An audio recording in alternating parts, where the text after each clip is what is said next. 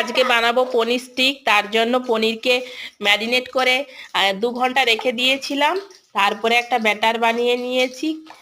ব্যাটারে বেসনে ডুবিয়ে তারপর তেলে ভেজে নিয়েছি। আর ওতে পনিরটাতে দিয়েছি ক্যাপসিকাম আর পেঁয়াজ আর পনির। এবার ভালোভাবে ভেজে নেব। কড়াইতে একটা একটা করে এইভাবে দিয়ে দিচ্ছি। ভাজা হতে থাক।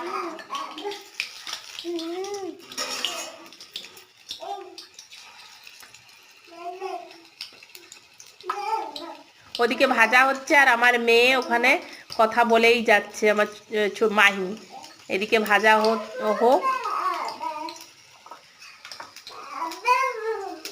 একটা একটা করে দিতে তো সময় লাগবে, একটা একটা করে হয়ে যাক।